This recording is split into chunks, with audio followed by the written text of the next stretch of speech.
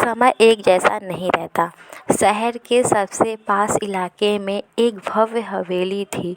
ऊंची दीवारों से भरी हुई, बड़े बड़े दरवाजे और कई कमरों वाली यह हवेली कभी रौनक से भरी रहती थी। हर समय यहाँ मेहमानों का आना जाना लगा रहता था। लेकिन समय के साथ सब बदल गया। अब यह हवेली वीरान हो चुकी थी। यहाँ सिर्फ एक बुजुर्ग रहते थे, श्रीकांत बाबू। श्रीकांत बाबू कभी बहुत अमीर हुआ करते थे। उनके पास हर सुख सुविधा थी, नौकर चाकर थे, रिश्तेदार थे, दोस्त थे। लेकिन जब उम्र बढ़ी तो एक एक करके सब उनसे दूरी बना ली। एक ही बेटा था जो असमय चला गया। रिश्तेदारों ने पैसों और व्यवहार लूट लिया और अपनी दुनिया बसा ली, और दोस्त भी समय के साथ चले गए। कभी जो हवेली हंसी खुशी से गूंजती थी, अब वहाँ बस सन्नाटा था। बुजुर्ग ने हवेली के कई कमरों को बंद कर दिया था। अब यह हवेली सिर्फ एक छोटी सी कमरे में रहते थे। पुराने फर्नीचर, दीवारों पर जमी धूल और दरारें छत से लटका जाला, इन सब ने हवेली की वीरानी को और गहरा कर दिया था। अचानक एक दिन दोपहर को अचानक दरवाजे पर दस्तक हुई। वर्षों बाद किसी ने इस घर का दरवाज़ा खटखटाया था। श्रीकांत बाबू धीरे धीरे चलते हुए दरवाजे तक पहुँचे और उसे खोला। बाहर एक नौजवान खड़ा था, सादा सा कपड़ा पहने, विनम्रता से सिर झुकाए। नमस्ते बाबूजी, युवक ने आदर से कहा। बुजुर्ग ने ध्यान से उसे देखा लेकिन पहचान नहीं पाया। बेटा, तुम कौन हो? श्रीकांत बाबू ने पूछा। युवक ने धीरे से मुस्कुराते हुए कहा, बाबूजी, मेरे पिता आपके यहाँ नौकरी करते थे।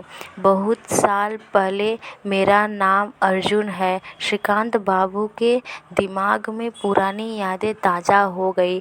तुम्हारे पिता कौन थे? वे उन्हें सोचने की कोशिश की। जी, रामलाल, वे आपके यहाँ नौकर थे, लेकिन उन्होंने हमेशा हमें सिखाया कि आप हमारे मालिक नहीं बल्कि हमारे संरक्षक हैं। जब मैंने उन्हें बताया कि मैं इस शहर आ रहा हूँ तो उन्होंने कहा कि आपको ज़रूर मिलूं। श्रीकांत बाबू का दिल भर आया। रामलाल, वही रामलाल जिन्हें उनकी सेवा कई सालों तक की थी, जिसे वे हमेशा छोटा समझते थे, आज उसी के बेटे ने उन्हें याद रखा था। बुजुर्ग ने अर्जुन को अंदर बुलाया। अर्जुन ने देखा कि हवेली की हालत बेहद खराब हो चुकी थी। वह यह देखकर दुखी हुआ कि जो इंसान कभी शान और ऐशो आराम में जीता था, आज अकेलापन और उदासी में डूबा हुआ था। बाबूजी, आप अकेले रहते हैं? अर्जुन ने चिंता से पूछा। श्रीकांत बाबू ने हल्की मुस्कान के साथ कहा, हाँ बेटा, समय के साथ सब बदल गया। एक वक्त था जब यह घर गुलजार था, लेकिन धीरे धीरे छूटता गया।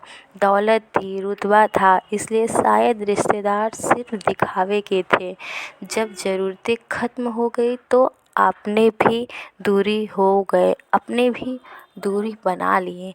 अर्जुन ने उनकी आंखों में नमी देखी। उसने धीरे से कहा, बाबूजी, मेरे पिता कहते थे कि इंसानियत और प्रेम से बड़ा कुछ नहीं होता। दौलत इंसान को कभी सच्चा सुख नहीं दे सकती। श्रीकांत बाबू चुप हो गए। श्रीकांत की बात उनके दिल को छू गई। अर्जुन ने धीरे धीरे बुजुर्ग की देखभाल शुरू कर दी। वह हर रोज़ आता, उनके लिए खाने पीने की चारों ताला, घर की सफाई करता, सबसे ज़रूरी बात उनसे बातें करता। समय हमेशा एक जैसा नहीं रहता। दौलत, घमंड और शान शौकत पल भर में मिट्टी मिल सकते हैं, लेकिन इंसानियत और अपनापन हमेशा बना रहता है।